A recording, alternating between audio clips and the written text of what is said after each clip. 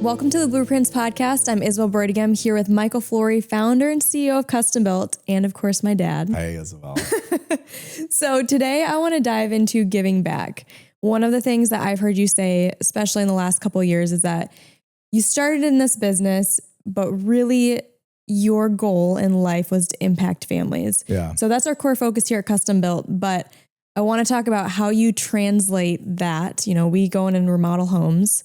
So how you translate remodeling homes into impacting families, and what are some of the things that we're involved in, you know, in a local community level to make a big impact. For me, sometimes in life, and I think for all of us, like we're called to certain things. Yeah. And this is more of a calling for me than it is like I wanted to be an entrepreneur and I wanted to build. I didn't want to do any of that. I honestly wanted to go overseas and help the poorest of poorest. That was kind of where I saw myself. And part of that is in my story, the tragedy of my life was when my parents were murdered at 10 years old and I was shot. I was in a mass shooting and I survived all that. And so at 20 years old, I had an awakening and changed my life, saved me. You know, I had a second chance at life. So, I mean, 10 years old, my parents were murdered. I survived 2 gunshot wounds. You know, I had 2 other siblings that were shot. Both mom and dad were killed, and grandma was shot, and it was all done by my grandpa. I had a messy childhood. And the craziest thing about it is I went back and lived in that house. Yeah. For 5 years.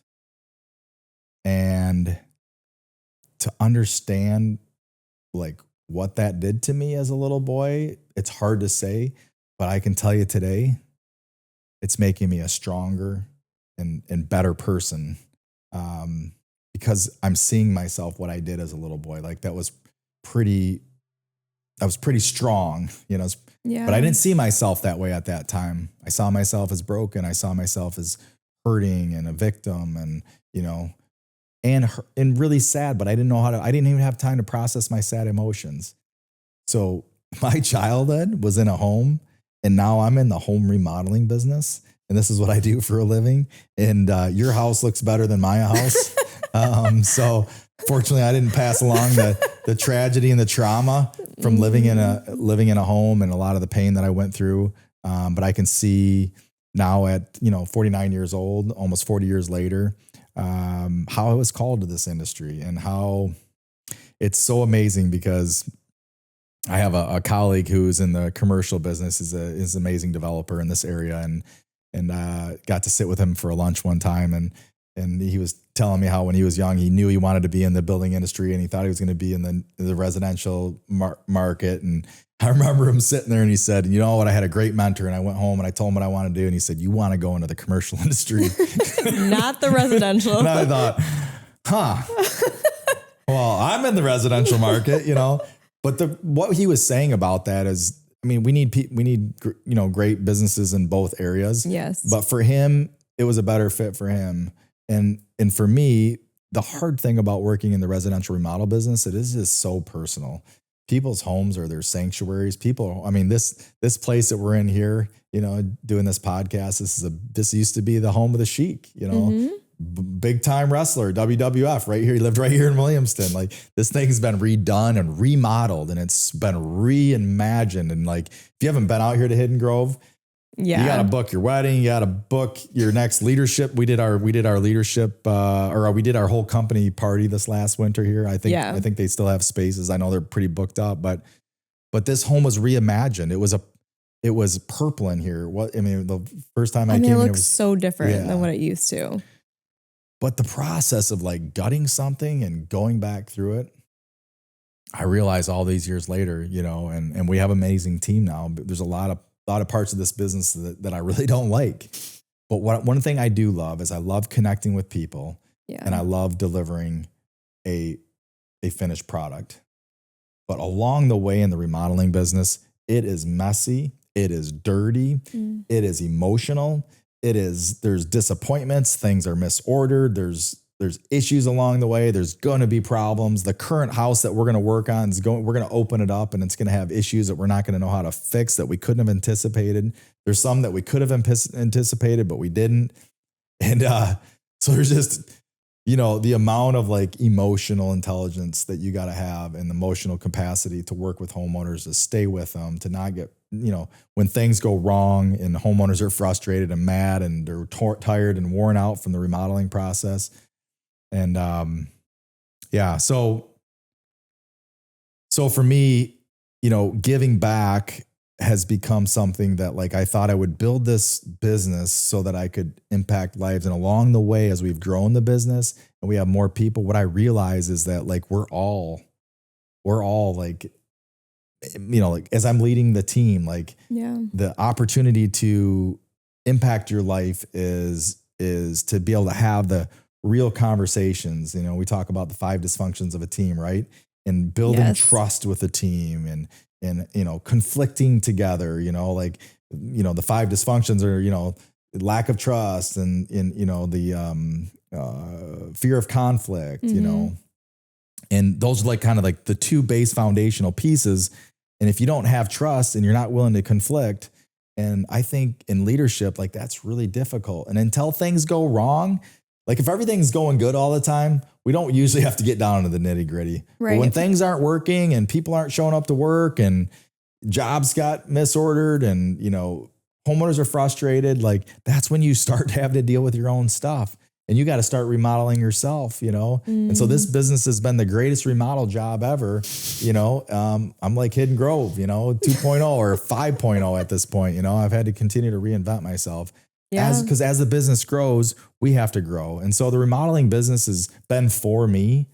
It's been the most amazing business that I could ever be a part of. And I think the home building industry is the coolest, most amazing industry because we are remodeling people's homes. And when we remodel people's homes, like I was sitting out on our deck last night, sitting in front of the fire table with the 2 youngest kids that still live at home and my wife, and we were just talking and just having conversation on our deck that we built.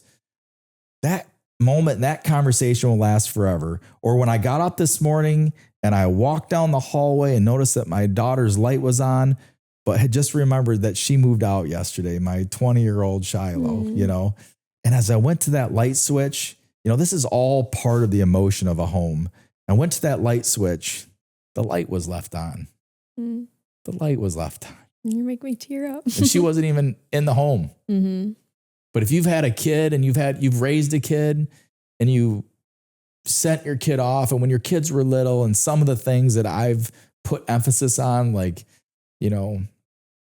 just sometimes the demands and you want everything to be right and you want the house to be perfect, and all of that stuff can get in the way of like just love and relationship. And so as I looked in her room this morning and her bed's still in there and her dresser's still in there and the light was on, and I turned the switch off for the last time for my daughter Shiloh.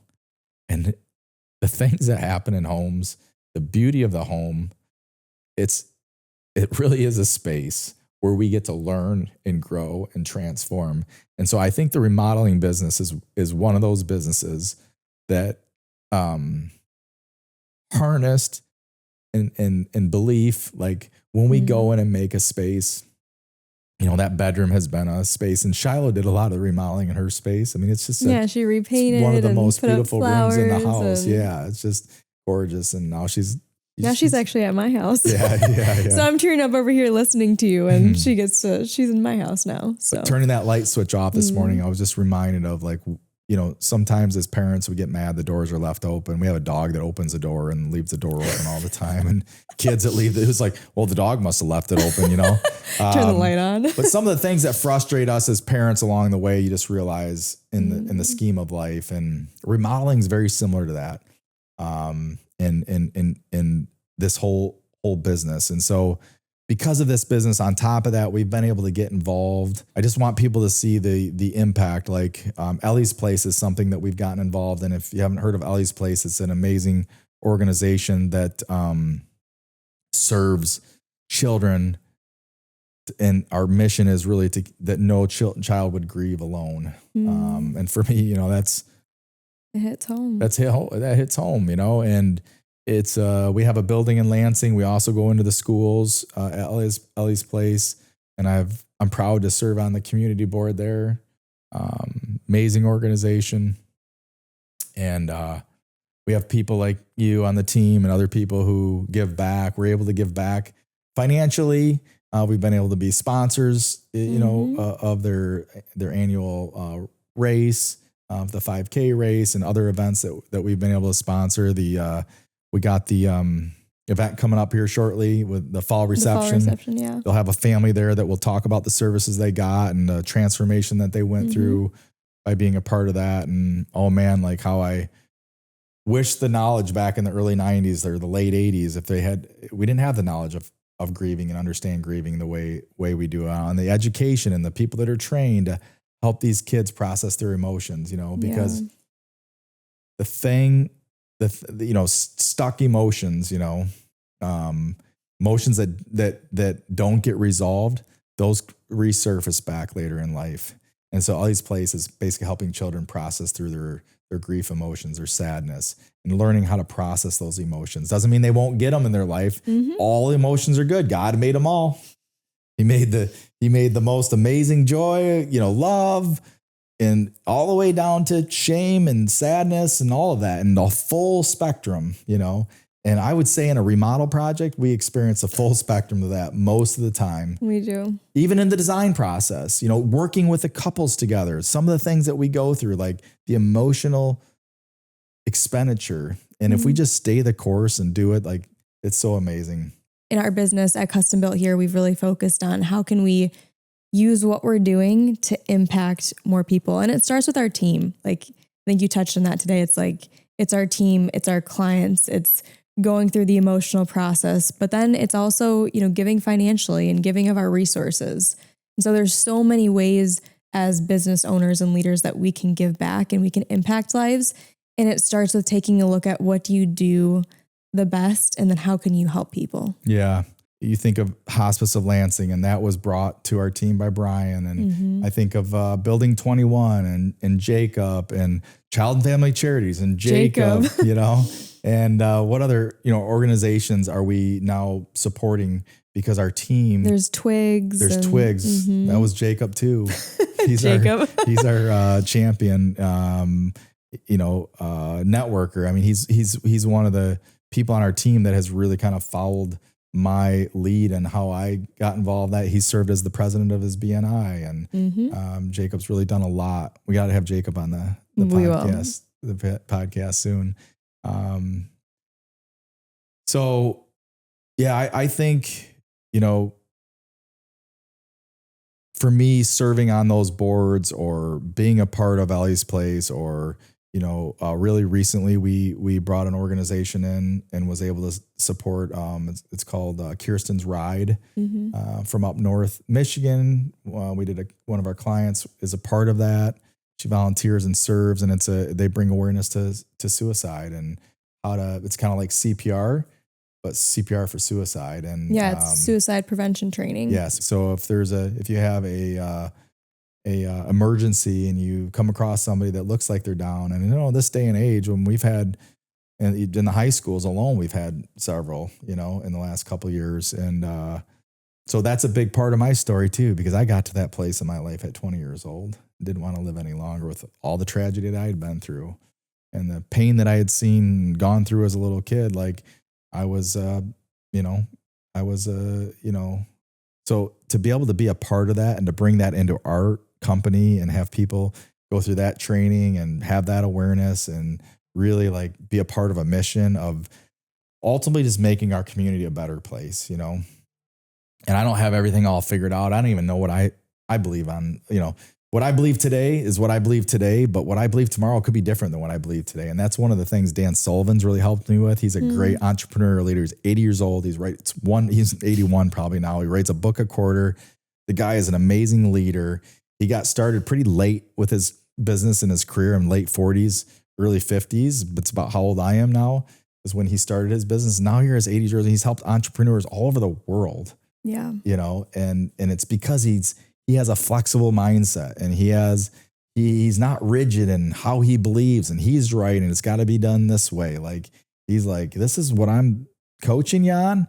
figure it out for yourself. Like, what do you think? And Dan changes his opinions on things, and it's just really refreshing. And so I think about our community and all these different organizations and how they provide so much value, and how all these places just raising the bar in our community, and child and family charities, and helping orphans, and, Building 21, working with youth, after school, and, raising up their belief. And, so being able to be an organization that makes houses better, like we're improving houses, we're improving people's, last night at my house, got to sit under the fire, and, that fireplace came from Heat and Sweep, and, Heat and Sweep's raising the bar in our community, and all these different things that play into the part of really impacting lives and bringing families together, and how all these organizations play a part in making our community better.